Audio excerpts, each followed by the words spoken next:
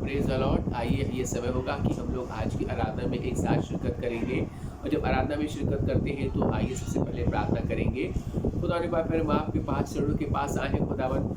हमारे दिल खुदावन यीशु मसीह इस बात के लिए शुक्रगुजार हैं आपके कि प्रभु आपने अब तक के हम लोग को संभाल के रखा। प्रभु आपने पृथ्वी पे हम लोग को रखा। प्रभु आपने उस महामारी में संकट में खुदावन यीशु मसीह तभी जो खुदावन यीशु मसीह बहुत बड़ी महामारी संसार में फैली आपने उससे हम लोग को बचाया। इसके लिए हम आपका हृदय से धन्यवाद देते हैं। प्रभु जानते हैं कि खुदावन हमारी सांसें प्रभु कि अगर हम जीते हैं तो खुदावन केवल आपका अनुग्रह आपकी दया है। प्रभु हमसे प्रार्थना विनती है कि हम जितने लोग खुदावन यीशु मसीह अपनी कलीसिया के जितने लोग संसार के हैं प्रभु आपके विश्वासी जन जो खुदावन यीशु मसीह आप में है खुदावन आप उनकी रक्षा करें, हिफाजत करें, आप उनके साथ हो प्रभु, आप उनको ब्लेस करें। और खुदावन होने दें कि खुदावन आज विश्राम दिन में प्रभु जब हम लोग सब एक साथ एकत्रित हुए यहाँ पे आपके नाम की हम तो सुना करें तो प्रभु आपके नाम को ऊंचा उठाए। प्रभु आप यीशु मसीह हर एक की हिफाजत करें, हर एक के ऊपर अपना कड़ा बड़ा हाथ रखे और अपने सामर्थ्य से हर एक को बहुतायत के साथ भरे।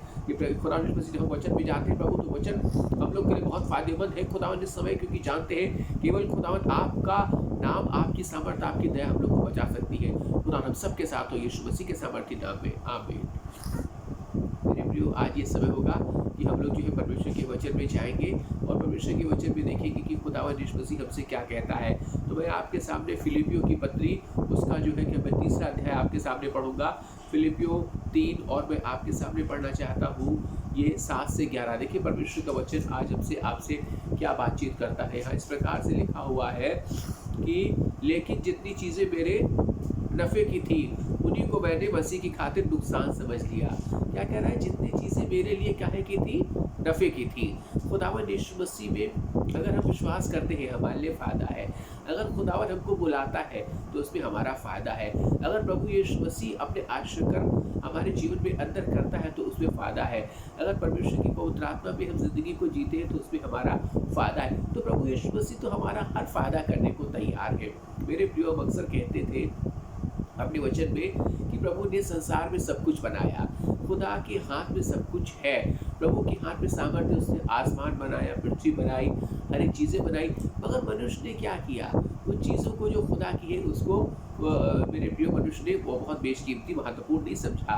मगर प्रभु कहता है कि मैंने तुम्हारे लिए आज तक जो भी किया है वो तुम्हारे फ़ायदे के लिए किया है। मेरे प्रियो, आज खुदावन हमारा आपका फ़ायदा करना चाहता है, वो नुकसान नहीं चाहता है।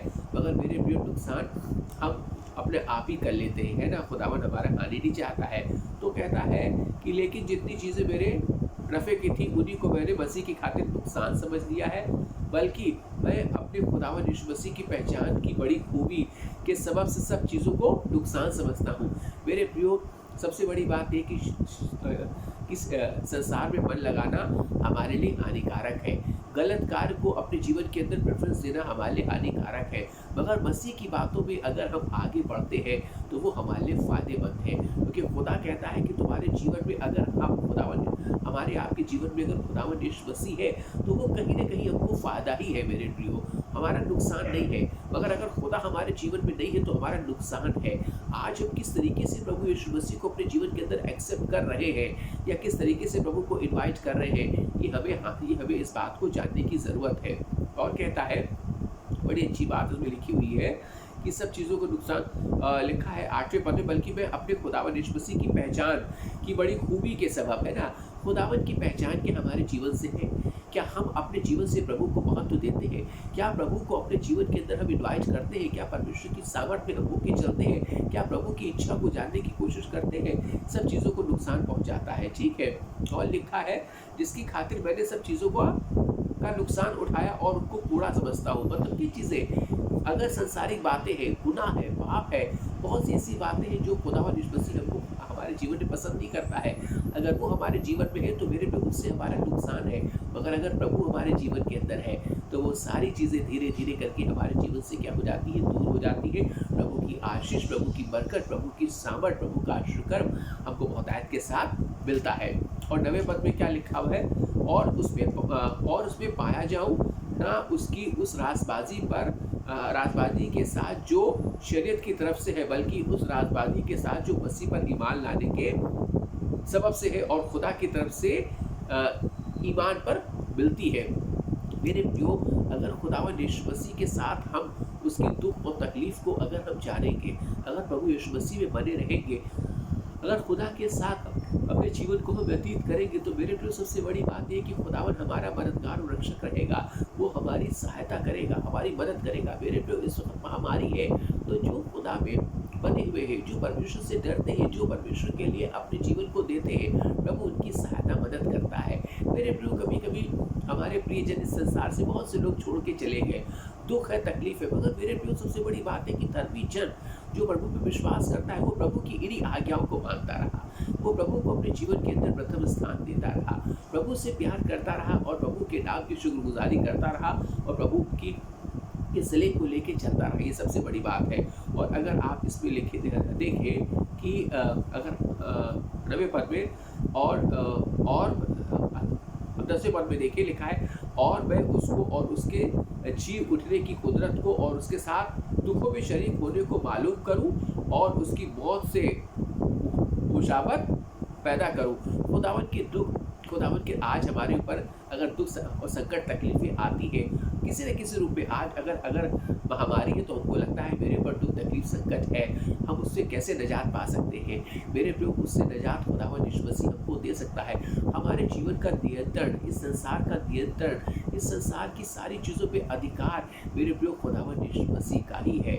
वही आश्रय कर्म कर सकता है, वो आश्रय कर्म करने को तैयार है, वो मिराकिल करने को तैयार है। वो मेरे प्रियो खुदावन वही है जिसने जो क्या कहते हैं बड़े बड़े आश्रय कर्म किए, जिसने मुर्दों को जिलाया, जिसने रोगियों को चंगा किया, जिसके कहने में सब चीज़ें ठीक हो गई। तो मेरे प्रियो प्रभु कहता है कि तुम मुझ पर ईमान लाओ, तुम मुझ पर विश्वास करो, तुम मेरे साथ बने रहो, तुम मेरे साथ जो क्या कहते हैं तुम मेरे एक वफादार दास और दासी के रूप में तो परमेश्वर को खुश करने की है ना। खुदा अब हम क्या करें, संसार को खुश ना करें, लोगों को नहीं, अपने खुदा की खिदमत करें, खुदा को खुश करें, खुदा के साथ हर वक्त माफ़ी कहते हैं कि सबसे पहले हमको एक बात करना है इस महामारी में, परमेश्वर से कहना खुदा मुझे माफ़ करिए, खुदा मेरे गुनाहों के लिए क्षमा करिए, प्रभु मैंने जो आपसे जाने में गुनाह किया है क्षमा कीजिए। प्रभु उसको क्षमा करेगा, प्रभु विश्वास योग्य है। और कहता है कि ताकि किसी तरह जो क्या कहते हैं कि मैं उसमें लिखा हुआ है, अगर आप 10वें पद में देखें, और मैं उसको और उसके जी उठने की कुदरत को और उसके साथ दुखों में शरीक होने को मालूम करूं,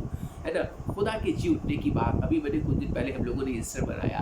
खुदा जी उठा है, वो जीवित है, वो स्वर्ग में है, वो हमारे साथ है। उसकी पवित्र आत्मा की सामर्थ, मेरे प्रिय पवित्र आत्मा की सामर्थ जब कुछ छूलेगी तो मेरे प्रिय बीमारी, दुख, तकलीफ, संकट हमारी कोई हानि नहीं कर पाएगी। प्रभु यीशु मसीह आपका रक्षक और मददगार है। मेरे प्रियो सब कुछ उसके नियंत्रण में है। और मेरे प्रियो आज जो संसार बहुत कश्मकश कर रहा है, ये इस वजह से कर रहा है मेरे प्रियो, मैं आपको बताना चाहता हूँ, क्योंकि संसार में प्रभु अपनी उस प्यार को खुदा ने हमको और आपको दिया है, और खुदा का प्यार हमारे आपके लिए बना रहता है। प्रभु उससे हमको अलग नहीं करना चाहता है। रोमियो की पत्री में आपके सामने पढ़ूंगा 8वां अध्याय और उसका 17 पद। देखिए पर रोमियो 8 के 17 में खुदावन क्या कहता है, मैं एक पद आपके सामने पढ़ना चाहता हूँ। इससे बड़ी अच्छी बात लिखी है, और अगर फर्जंद है, रोमियो 8 के 17 में लिखा है, आपके पास बाइबल निकाल, और अगर फर्जंद है तो वारिस भी है, यानी खुदावन की वारिस और मसीह की हम मिरास, बशर्ते कि हम उसके साथ दुख उठाएं ताकि उसके साथ जलाल भी पाए। मेरे प्रियो आज हमने संसार में रह के आराम उठाया है, संसार में रह के फ़ायदा उठाया है, संसार में रह के संसार की बातों को हमने अपने जीवन के अंदर बहुत इत्मीनान के साथ उसको हमने क्या किया, अपने जीवन के अंदर आने दी। मगर प्रभु की बातें, प्रभु का प्यार, प्रभु की सामर्थ, प्रभु की दया, प्रभु का अनुग्रह, प्रभु का आशीर्वाद, प्रभु की पवित्र आत्मा को हमने कभी इनवाइट नहीं किया। मेरे प्रियो मैं आपको बताना चाहता हूँ कि खुदावन की सामर्थ बहुत बड़ी है, खुदावन का दया, खुदा का अनुग्रह बहुत बड़ा है।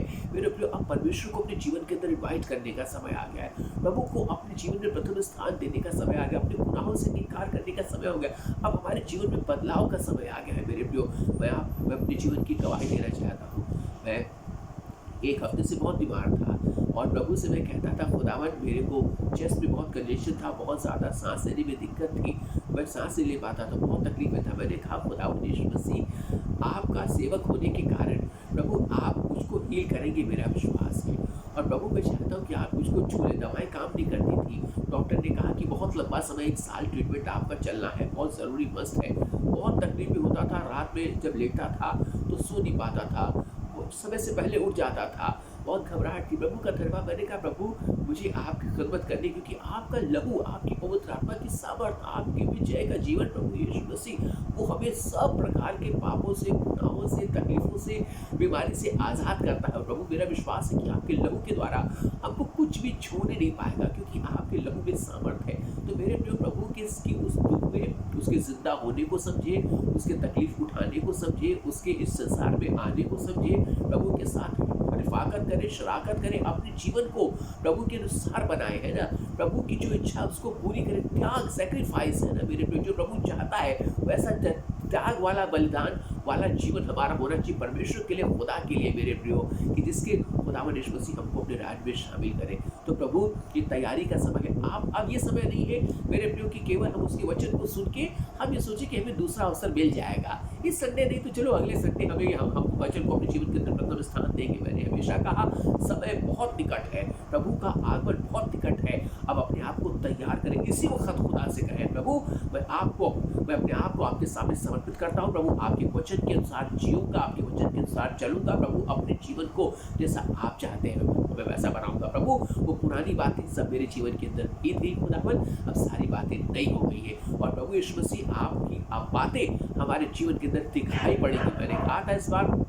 40 डेज की मीटिंग में कि परमेश्वर के वचन को खाली पढ़ना, उसको सुनना ही नहीं है, उसके ऊपर हमको अमल करना है, चलना है, और प्रभु के भय को हमारे जीवन के अंदर हमेशा व्याप्त करना है कि प्रभु मैं आपसे डर के चलता हूँ खुदावन, आप जैसा चाहते हैं मैं वैसा करूँ। एक एक दिन हमारी जिंदगी का मेरे प्रियो खुदावन के पास है, एक एक दिन, एक एक मिनट खुदावन उसको चाहे तो बढ़ा सकता है, चाहे तो घटा सकता है। मगर मेरे प्रियो मैं आपको बताना चाहता हूँ, प्रभु बढ़ाना चाहता है, प्रभु उसको इंक्रीज करना चाहता है।